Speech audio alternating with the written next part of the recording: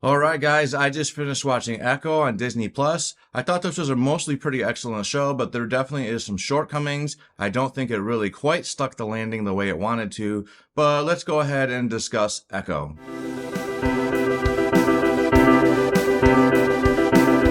Echo is the next entry in the Marvel Cinematic Universe. It's actually listed under the Marvel Spotlight banner, and I guess that is their banner for their more gory and more violent, more mature content. You know, the really good stuff with the blood and the guts and the punching.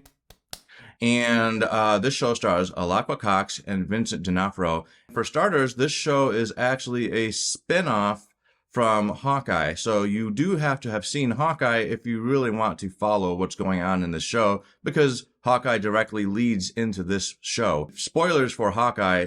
The end of Hawkeye shows Maya, she shoots Kingpin in the face, and you don't really know what happened. You don't really know if he survived. You're quite sure that they didn't bring Vincent D'Onofrio back just to kill him in one show, but they left it as a mystery. Some people thought he might be blind. There was a lot of rumors going around on the internet. We do know that they are making a Daredevil TV show, which actually recently experienced a shakeup, so that might be a ways off. Not really sure. And that is where this show picks up. It takes place after Hawkeye, and Maya is on the run. She is trying to escape the people who are very pissed off at her for shooting their dear old Daddy Kingpin. You know, people just did not like Daddy Kingpin getting shot in the head. No, no, no. One of the things that stood out to me as just being so awesome in this show was Alaqua as Maya. This woman is a very talented actress, and I was very shocked to find out that not only is she really deaf in real life, which I guess I knew that part, but I didn't realize that she also, had a prosthetic limb. This woman was doing all kinds of really badass stunts. She was beating people up left and right. She was throwing people around. She was moving around better than I do, and I have all my limbs intact. This woman is very talented, and it's actually just extremely, impressive that she can carry the show with just using sign language. I thought she was a very strong point in the show. She definitely is the star of the show, and I thought she was awesome. She just did a great job. I think we should be seeing her in more stuff. I hope we continue to see this character because Alaqua is awesome. Now let's talk about the big guy. I was so excited when I found out that they were keeping Vincent D'Onofrio and Charlie Cox and bringing them into the MCU. So the Marvel shows on Netflix, they were Marvel MCU-ish. They referred to things that happened in the MCU, but they were kind of treated like the unwanted child, the ugly duckling. They weren't really sure if they were acknowledging them. So it was very vague. Now that Disney has officially brought those characters in, we now get to see that grittiness and these two awesome performances. Vincent D'Onofrio is fantastic as Kingpin. He is the definitive version of Kingpin. That is for sure a fact in my mind. He still has much of the same temperament and mannerisms as he did in the Netflix show. He's terrifying. He seems unpredictable. You don't know if this guy is going to shake your hand or smash your skull. He's like a violent child with a rage problem. Kingpin in this universe is just terrifying. I would want nothing to do with him. Vincent D'Onofrio rocks. He is awesome. I love him. I hope we continue to see way more of him because he is just the bomb.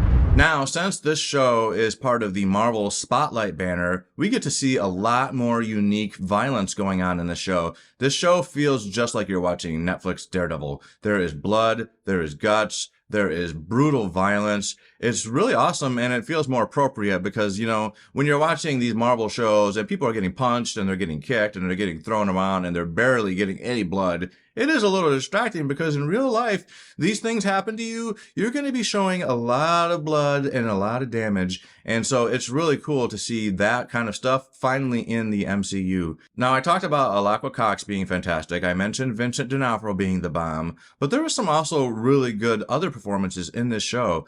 Tantu Cardinal, I thought was so great as Maya's grandma. I don't remember seeing her in things before. I looked at her IMDb page. I definitely have seen things that she's been in. And so I guess when I first saw her, I was like, there's something just very familiar about this woman. And she is just magnetic. I thought she was really good. I was really feeling this emotion from this woman. She definitely was portraying this lady who had been dealing with grief and loss. And she was angry and she was scornful at times. But you could tell that there was a softness to this woman. I just thought she was great. I really want to see more stuff from her. I might go through her backlog and start watching some of her stuff because I thought she was fantastic. Graham Greene is also in the show, and I have definitely seen things with him. He is great as well. Him and Tantu actually have some very good chemistry, some really cool scenes. And him and Alaqua as well. They also have some very good chemistry. He comes off as the wise guy that you want to listen to. You want to get to know this guy. You want to hear his stories. Speaking of stories, that is one thing I thought was so cool about the show was just the Native American aspect. She is a Native American character, and I thought it was just so respectful. I thought it was really awesome to see just the spotlight shined on this culture. The Choctaw, I think that's how you say it. You know, they were just really special. There was something so beautiful about seeing their story, hearing their culture, seeing their deities and, you know, their stories that they tell to each other. It was very magical, and I very much appreciated that we are getting this kind of representation. I don't call this woke. I call this the real world, that we have Native Americans here. In fact, they were here well before us. And not only are we giving, you know, Native Americans their time in the spotlight, but we're also giving deaf people a leading role, disabled people a leading role. There's probably a lot of movie studios that would look at an actress who's missing a limb, who can't speak with her words, at least, and say, no, you're not going to be the star. But Disney and Marvel took a chance. They brought on this person who is immensely talented. It's really good that we're getting more diversity in Hollywood because people are diverse. The world is diverse, and it's just really cool to see that, you know, Hollywood is acknowledging it. So yeah, the show had a lot of good perks, but it also had some cons, and I think it ultimately didn't stick the landing. And to explain, I thought the finale was a little bit lackluster. I thought it could have been better. I wasn't caring about having a big, huge, massive battle. I just felt like it didn't seem like it was impactful enough. And I think part of the problem is that this show was only 5 episodes long. Why? That is too short. Way too short. I felt like it was just starting to get good, and then it was over. I don't know if this is going to lead into another show or a movie perhaps, but this show doesn't feel like it has enough resolution to me, and that is where it comes short, is that they just rushed this a little bit. They tried to speed through the storyline. I think I heard that there was a lot of turmoil in the background of the show, a lot of production issues, a lot of, different opinions on how to approach it. So maybe that is why the show is only 5 episodes. But I definitely think that actually hurt the show. It brought it down for me, and it made it so that it just didn't feel like it completely stuck the landing. So in the end, for me, this show is a 7.5. I know the 0.5 seems a little pretentious, maybe a little bit annoying, but I just think 7 is too low, and I think 8 is too high. So 7.5 it is. That's where I'm landing. I think that this show has a lot of very positive things going for it. I think the short episode count hurt it,